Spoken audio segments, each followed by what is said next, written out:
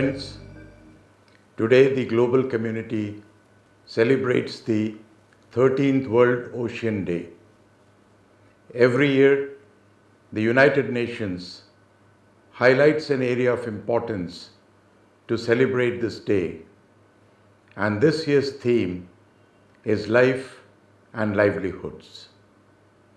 Life evolved from the oceans billions of years ago.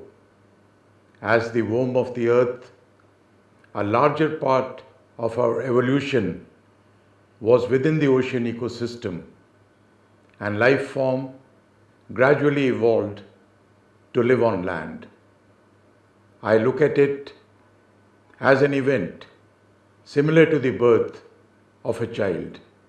However, what we often forget, we are still in the womb of the earth. Oceans are our umbilical cord that provide air, water, and food. Recent studies show that the oceans produce at least 50% of the planet's oxygen and absorb about 30% of the carbon dioxide. The oceans are the key to our economy. They are also the main source of protein, especially for people in the coastal areas. In the Indian Ocean region, and specifically in the Bay of Bengal program area, oceans are an important source of livelihood, supporting about 2 million people in marine fisheries and allied activities. Ocean-based commerce, tourism, oil, and minerals are some of the other components that support the blue economy of nations worldwide. However, most of the oceans are in peril.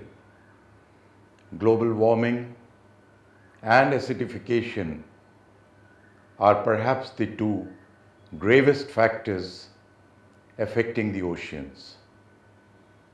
There are other problems too, namely plastic pollution, which is leading to the creation of microplastics.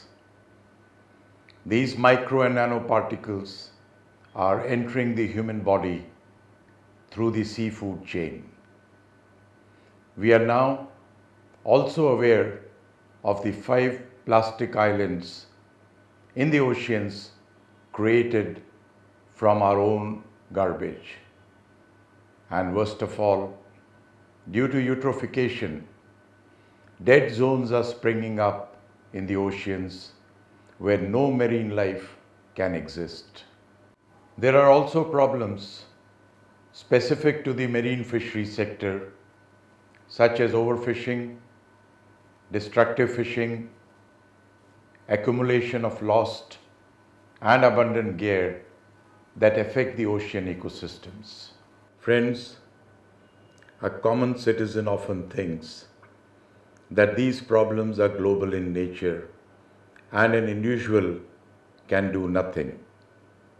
The COVID-19 pandemic has taught us important lessons on the role and responsibility of the citizens in this regard.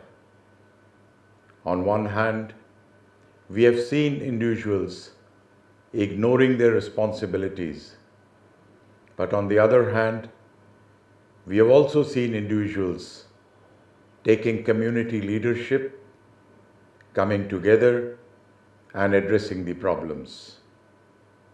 Possibly the biggest lesson from the COVID-19 calamity is that the government and the citizens should join hands to deal with problems.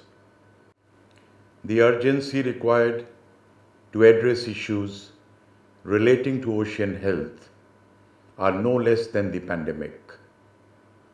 It is important to understand that we do not have any foreseeable technology that can restore oceans if they degrade. How will the degradation of the oceans affect us? As fisheries people, We know acidification leads to declining coral reefs, which in turn affects reef fishery, and the ripple gets magnified. Fishes have their own tolerance level, and acidification may wipe out vulnerable species and other marine lives. Coming back to what people can do, there are two main steps. First, we need to learn from the problems and discuss them. Knowledge is power.